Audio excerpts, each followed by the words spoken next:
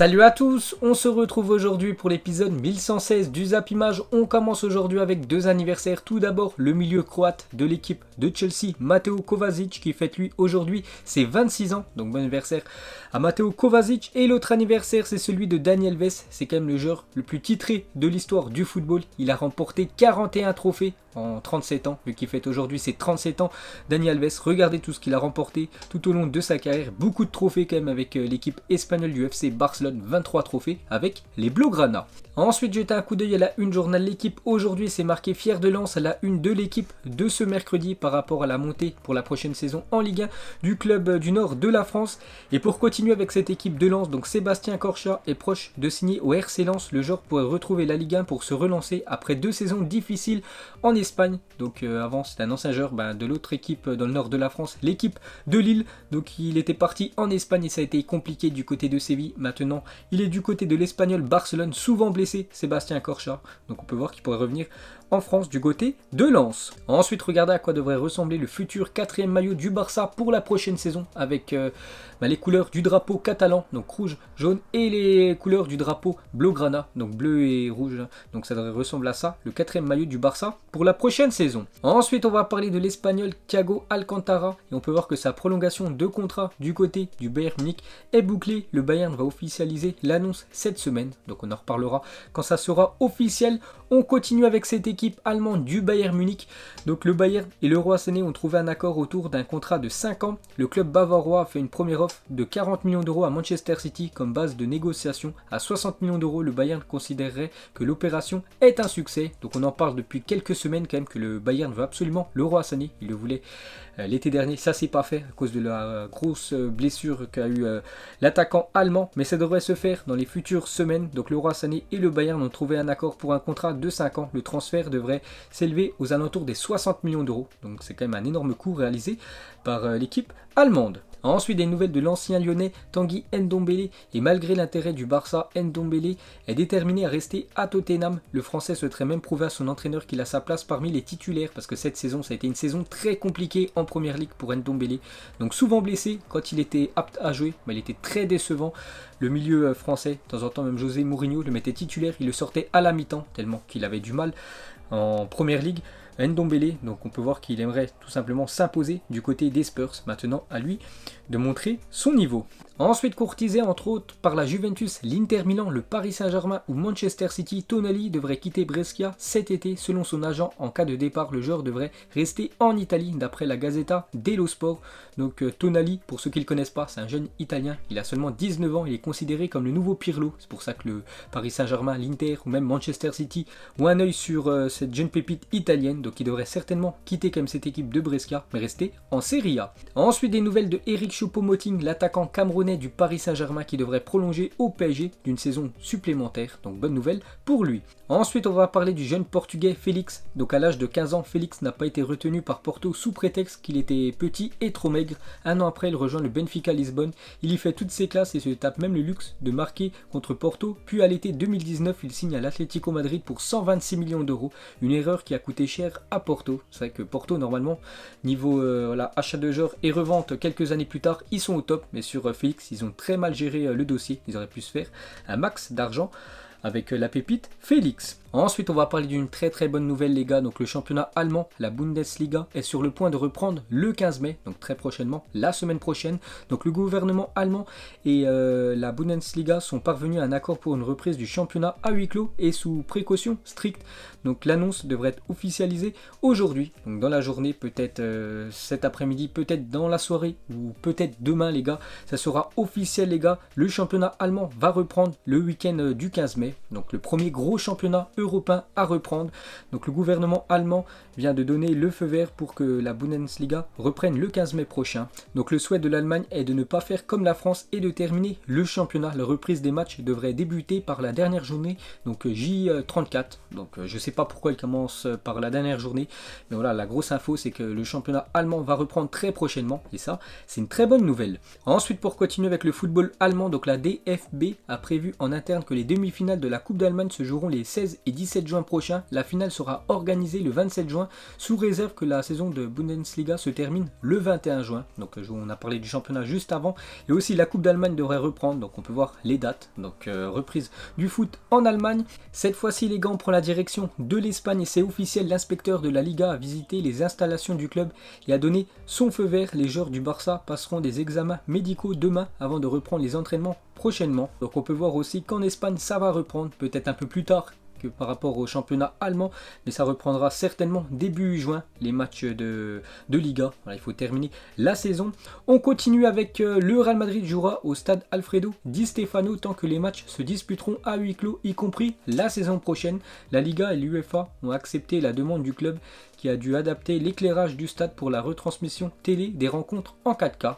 Donc au lieu que le Real Madrid joue tous ses derniers matchs du côté du Santiago Bernabéu, qui est actuellement en travaux, on peut voir quelques photos. Donc ils joueront dans le stade de l'équipe B, le stade Alfredo Di Stefano, comme ça les travaux pourront avancer plus vite. Ensuite cette fois-ci quelques photos du stade du Borussia Dortmund, on peut voir que la pelouse est toujours bien entretenue côté Dortmund, on peut voir même des machines qui allument la pelouse pour garder cette pelouse en bonne santé. On peut voir une photo du mur jaune, bien évidemment complètement vide. Ensuite une déclaration de Xavi, l'ancien Barcelonais, sur Lionel Messi. Il a dit: Messi a encore 5 ou 7 très bonnes années à faire, il prend grand soin de lui et disputera certainement la Coupe du Monde au Qatar. Donc il a dit ça en live Instagram, il est en live Instagram avec Samuel Eto'o, Xavi. Donc en gros il dit que Messi a encore quasiment 7 ans à faire du côté du FC Barcelone. Donc le mois prochain il fêtera ses 33 ans le Blaugrana, donc il pourrait jouer jusqu'à 40 ans avec l'équipe du FC Barcelone. Ensuite on va parler d'une info complètement folle. Donc Yannick Kamba, ancien joueur de Schalke 04, a été retrouvé vivant en Allemagne 4 ans après avoir été déclaré mort dans un accident de la route au Congo. Sa femme est suspectée d'avoir monté ce plan de toutes pièces pour toucher l'assurance vie. Une petite info sur cet ancien footballeur. Ensuite, il y a 10 ans, jour pour jour, Cristiano Ronaldo marquait son premier triplé avec l'équipe du Real Madrid. C'était il y a 10 ans, jour pour jour, un 6 mai. Au total, il inscrira 44 triplés en 8 années avec le Real Madrid. Des stats complètement folles. Ensuite, cette fois-ci, on va parler du gardien slovène Jan Oblak, qui est tellement sous-coté, ce gardien qui est pour moi actuellement dans le top 3 des meilleurs gardiens de la planète. Très très bon Jan Oblak à Benfica durant la saison 2013-2014 avant de signer à l'Atlético Madrid. Regardez ses stats incroyables, 26 matchs, seulement 6 buts concédé par Jan Oblak, 22 clean sheets, des stats incroyables. Ensuite, une déclaration de Samir Nasri sur Yaya Touré, l'Ivoirien. Il a dit: un jour on était à Londres et je l'ai invité dans mon appartement. Il m'a dit: Samir, il est trop beau ton appartement, je veux le même. Et ensuite il a acheté en haut de chez moi. Et maintenant c'est mon voisin. Donc une petite info sur Yaya Touré et Samir Nasri. Pour continuer avec l'ancien joueur de l'Olympique de Marseille, donc Samir Nasri, cette fois-ci sur Deschamps. Je n'ai rien contre lui, rien du tout. Je respecte le joueur, l'entraîneur. J'ai le droit de ne pas aimer sa façon de jouer. Je pense qu'avec le talent qu'il y a en équipe de France, donc les Bleus devraient mieux jouer, ce n'est pas une critique envers lui. Donc voilà ce que pense Nasri de Didier Deschamps. Et pour finir avec lui, donc la définition du mot gâchis, on peut voir Nasri, Menez, Ben Arfa, Benzema et Gourcuff. Ça, des joueurs qui auraient pu faire une très belle carrière en équipe de France, mais du coup ça a été très compliqué avec les Bleus. Ensuite, on va parler de la volée de Zinedine Zidane en finale face au Bayer Leverkusen en 2002, a été élu plus beau but de l'histoire moderne de la Ligue des Champions depuis 1992 selon France Football. Donc les retournés de CR7 et de Gareth Bale arrivent respectivement 3e et 6e du classement. Donc je vous montre le top 10 des plus beaux buts de l'histoire de la Ligue des Champions depuis l'année 1992. Et le premier bien sûr, cette reprise de volée magnifique de Zizou. Ensuite une petite photo de Cristiano Ronaldo et Lionel Messi comparé au dessin animé Olivier Tom. Ensuite une déclaration de José Mourinho par rapport à Messi et Cristiano Ronaldo. Qui est le meilleur? Donc le meilleur entre Messi et CR7, je dirais Ronaldo El Fenomeno, donc R9. C'était le meilleur joueur que j'ai jamais vu de ma vie. Les blessures ont tué sa carrière qui aurait pu être encore plus incroyable, mais le talent du joueur à 19 ans était exceptionnel. Donc on a une petite déclaration pour Mourinho, pour lui le meilleur joueur de l'histoire, c'est R9. Ensuite, on va parler d'un autre grand numéro 9 du football, c'est Miroslav Klose. N'oubliez pas que l'Allemand, c'est toujours lui le meilleur buteur de l'histoire des Coupes du Monde. Donc le directeur sportif du Bayern et Klose ont trouvé un accord pour que l'ancien buteur de la Nationalmannschaft devienne le nouveau entraîneur adjoint de Flick, donc l'entraîneur du Bayern. Le club passe à l'étape de la rédaction des contrats. Donc il devrait passer ses diplômes pour devenir entraîneur. Pour l'instant, il va apprendre avec l'entraîneur actuel du Bayern. Ensuite, cette fois-ci, un autre ancien joueur qui devrait passer ses diplômes diplôme, c'est Xabi Alonso, pourrait devenir le nouvel adjoint de Pep Guardiola pour la prochaine saison du côté de Manchester City, pour apprendre aussi de Pep Guardiola et pour qu'il devienne entraîneur dans les futures années. Et pour finir avec les entraîneurs, cette fois-ci une déclaration de Fabio Cannavaro. N'oubliez pas que c'est un ballon d'or, le ballon d'or 2006. Donc il a dit: je suis un homme ambitieux, quand on est entraîneur on pense au top niveau et le top c'est le Real Madrid, la sélection italienne, une grande équipe en Europe. Je suis en train de travailler pour un jour devenir entraîneur d'un club comme le Real Madrid. Donc depuis qu'il a passé ses diplômes, il entraîne surtout en Asie ou en Arabie Saoudite. On peut voir son parcours actuellement, c'est l'entraîneur de la sélection chinoise Fabio Cannavaro, mais il aimerait dans le futur revenir en Europe et pourquoi pas entraîner le Real. Ensuite on va parler de l'Égyptien Mohamed Salah, le plus haut pourcentage, 73,5% de victoires parmi les joueurs qui ont fait au moins 100 apparitions en Première Ligue, donc en tout 113 matchs, donc en tout il en a fait 100 avec Liverpool et 13 avec l'équipe de Chelsea, donc 83 victoires, 72 buts et 25 passes D pour Mohamed Salah. Donc c'est lui qui a le meilleur pourcentage de victoires. Ensuite, une petite piqûre de rappel de la saison magnifique de Dimitri Payet lors de la saison 2015-2016. Donc déjà des actions, buts et coups francs incroyables avec West Ham pour sa première saison en Première Ligue.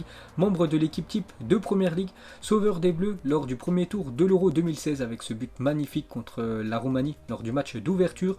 Membre de l'équipe type de l'Euro 2016 et 17e du ballon d'or Dimitri Payet, c'était très costaud il y a quelques saisons. Et pour finir ce zap image, pour vous qui est la plus belle pépite allemande du moment, donc vous mettrez tout ça en commentaire. Donc voilà les gars, la fin du zap image 1116, donc si ça vous a plu, un petit like et je vous ferai l'épisode 1117 demain. Donc moi je vous laisse et je vous dis à la prochaine comme d'habitude, ciao à tous. Man,